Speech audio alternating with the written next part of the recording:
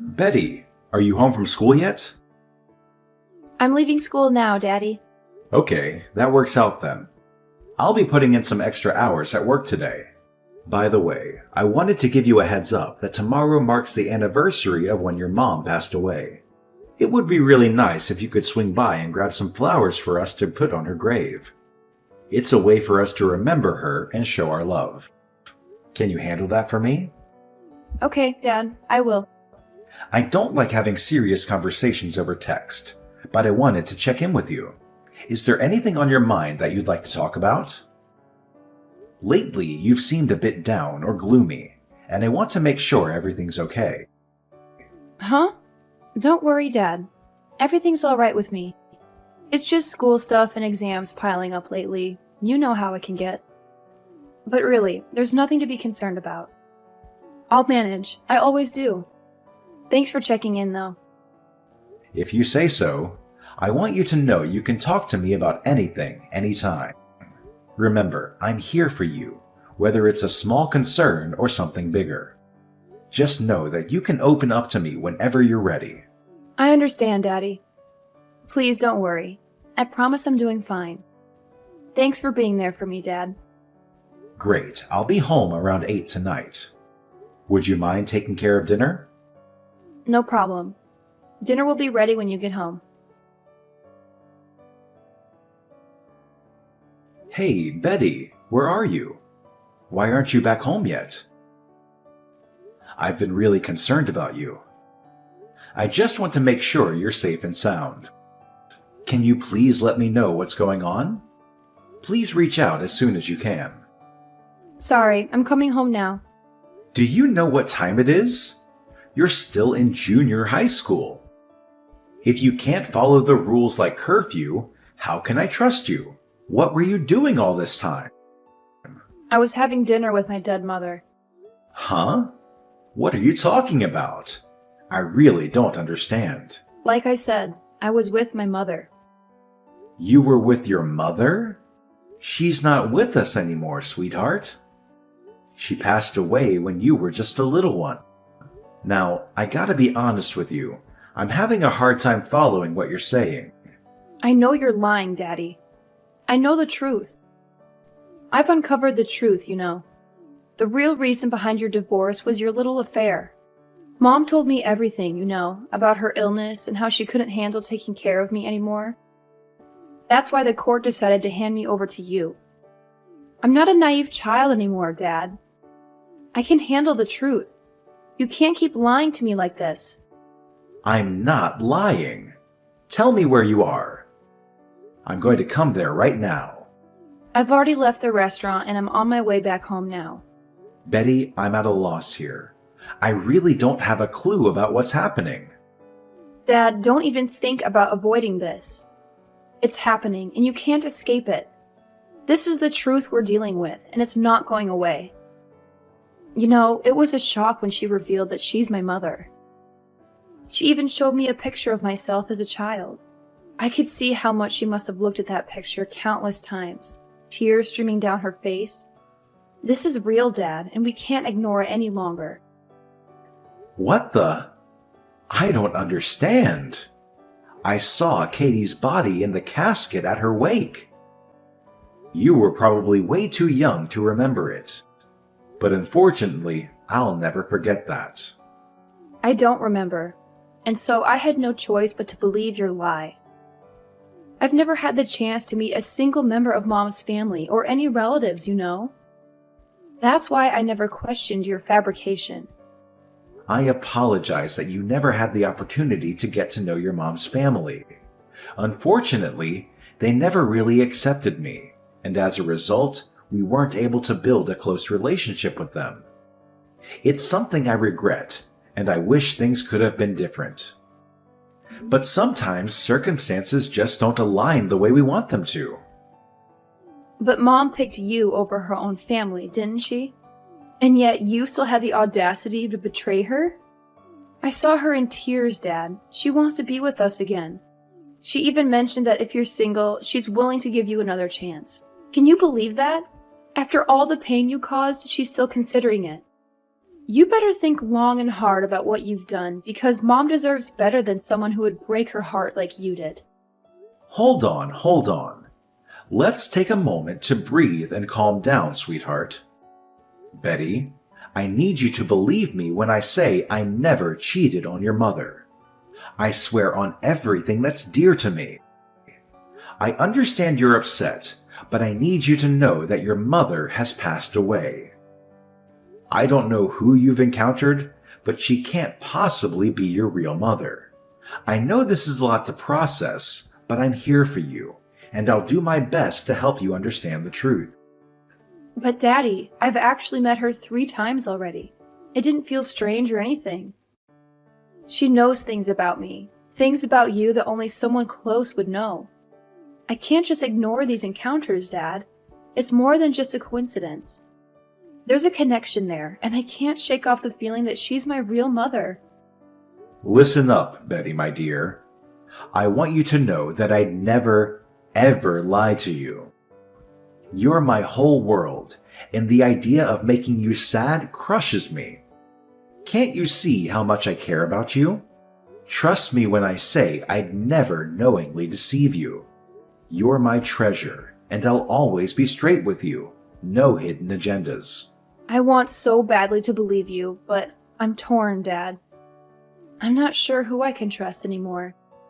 Deep down, all I've ever wanted is to be with Mom. Look, why don't you open up and share everything with me?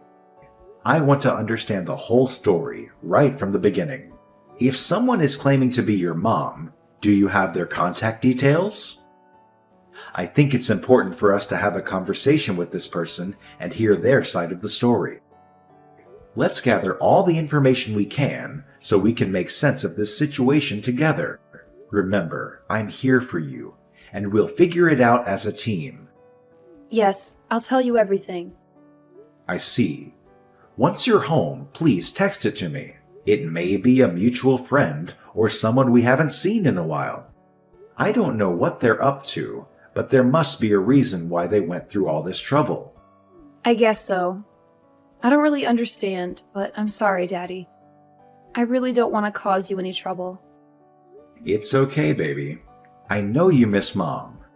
If you could be with her again, you would. I feel the same. Yeah. I thought bringing up Mom would make you upset, so I did my best to avoid the topic. But I realize now that it's important for her to be a part of your lives. From now on, I'll make an effort to talk about Mom and keep her memory alive.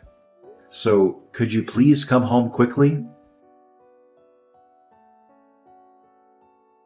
I'm not sure what your intentions are, but I must say, it's absolutely outrageous that you would try to forge a connection with Betty by claiming to be her deceased mother.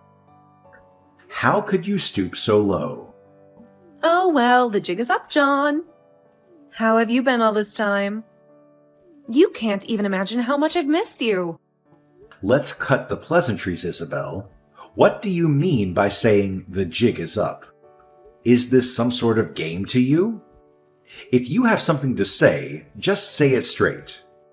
I won't entertain these mind games any longer. It's time for honesty and clarity. Well, that's not exactly the warmest welcome for your sister-in-law. Just when Betty and I were building a bond, you had to discover the truth. Now, I need to come up with a new plan. Well, I'm not too worried, though. I'm sure I'll figure out something soon. Plan?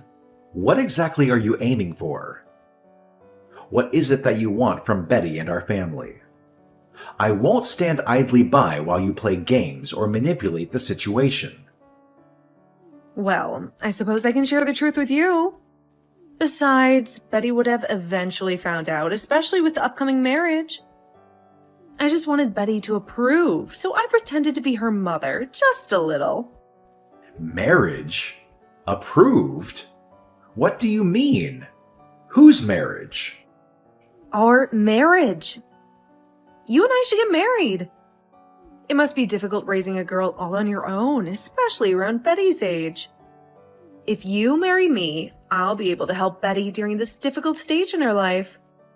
Excuse me, but I really don't understand what you're saying. Me? Marrying you? Hang on a sec. Aren't you already married? Oh, no need to worry about me and my current husband. I'll handle the divorce part.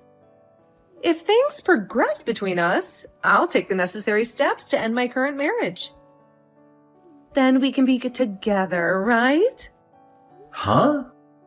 Anyhow, do you remember when you and Katie told my parents you're going to get married? And my parents were against it? Yeah, what about it? Well, I don't know if I should tell you this or not, but they were against you two getting married because I told them what a terrible person you were. I thought Katie would break up with you because our parents didn't approve. Gosh! But you two were so stubborn that you didn't take the hint. What? Why on earth would you do something like that? I never did anything to deserve such treatment from you. And because of your interference, Katie and I had to resort to eloping. Do you realize the strain and stress it put on our relationship? Because I liked you, John. I've always liked you. But you weren't my little sister, and you fell for Katie and not me. And to forget you, I had to marry a man who was filthy rich. I had to settle. I told Katie I wanted you, but Katie wouldn't give you to me. It's all her fault. I mean, she took you from me. And because of that, my life has been a nightmare. Though my husband has a great salary, he's ugly, dense, and he smells. And our son? He takes after his father. What an awful family.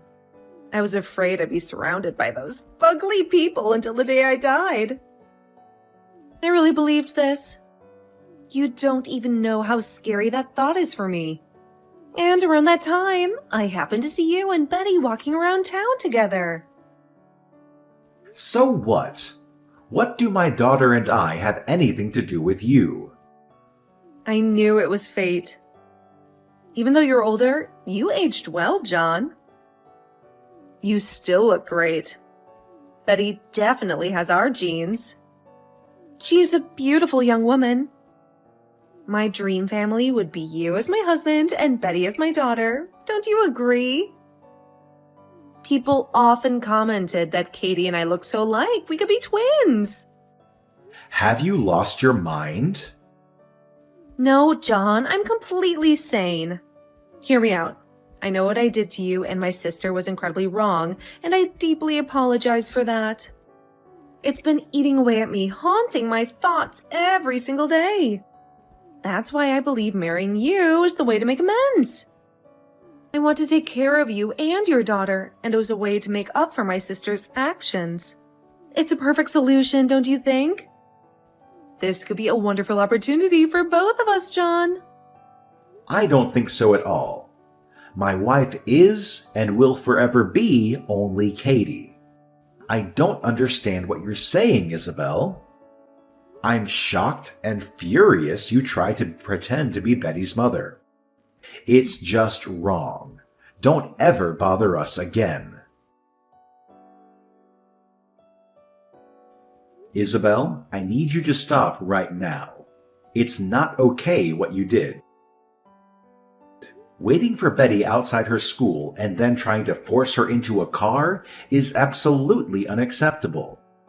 Leave Betty alone and stay away from her. I won't tolerate this kind of behavior any longer. You and Betty were ignoring my texts. It's all your fault. Besides, Betty and I spent time together in the past, so why can't I take her out for a drive? Hey, just so you know, she's my niece too. So you can't just boss me around and tell me I can't hang out with her. She only believed you were her mother because you deceived her. Just so you know, I've already talked to the police and filed a report about it. Don't even think about getting near my daughter ever again. Don't forget that it's all on you why Betty can't see her grandparents all this time. You should feel remorse for that. What? You went to the police? Just because I wanted to spend some time with Betty? Hey, that's not fair. That's not all that you've done. You continuously text us and call us. You stalk our house and Betty's school. Just the other day, our surveillance camera caught you trying to break into our house. You're on the verge of committing a crime. This is your final warning. Why won't you choose me, John? Katie is dead in the ground and her sister is offering to marry you. I don't see what the problem is. I love you even more than my sister ever did. There's little difference between Katie's DNA and mine. DNA? What are you talking about? I don't care about DNA. I married Katie because of her kind personality and the way she smiled when she looked at me. Maybe you and Katie look alike, but you two have nothing in common. You used Katie's name to try to get close to Betty. Manipulating my daughter's emotions is not a quality I find attractive. Not only that, you talk about your family and want to abandon them? I don't want someone like that in my family. There's something seriously wrong with you. I have absolutely no intention whatsoever of even being in the same room as you, let alone marrying you. I see. You're pretty stupid, huh? Someone like me is offering to marry you and you refuse? Do you have any idea how much money my husband makes? Over double? Maybe even quadruple what you make. If I divorced him, can you imagine how much money I'd get? Betty would be set for life. Would you want to throw away this wonderful opportunity? I don't know why I expected a low-level factory worker to make smart decisions. I guess that's why you chose Katie. All she had was a good personality. That's right. There's no way I would fall for a woman who judges men only for their wealth and looks. You need to realize that you're the one who ruined my life as well. It's because of you that I was forced to marry someone I didn't love. You must take responsibility for that. You owe me my entire life. I owe you nothing. You made your own choice to marry that guy, and I never forced you into anything. So let go of the idea that we'll ever be together, because it's never gonna happen. I see. I guess you're just as stubborn as ever, huh? But it's a good thing I didn't divorce my husband. He's a good plan B. Though I hate to think I'll live the rest of my life with those fugly people, I have to admit I enjoy my life of comfort. And I can look down on you from the lap of luxury, so you can rue the day you refuse my generous offer. I guess I'll watch you and Betty live a mediocre life and laugh. I wonder who'll be leading the mediocre life. What? It'll be you and Betty, of course. I contacted your husband.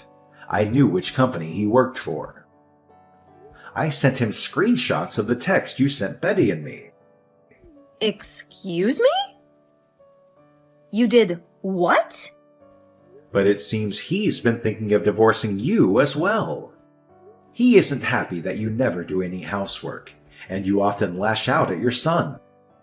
Your attitude is an issue as well. He thanked me. He was worried about getting custody of your son. But thanks to the text, he's sure the judge will side with him. You're lying, right? My husband is head over heels in love with me.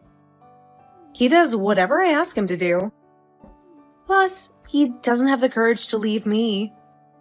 Everyone has their limit. He wanted to talk to you about this many times, but you always ignored him. If I married you, Betty would be set for life? What an arrogant thing for someone like you to say. You're ripping off someone else and trying to come off like the hero who's going to save my poor daughter? Stop. You know I was just joking about that.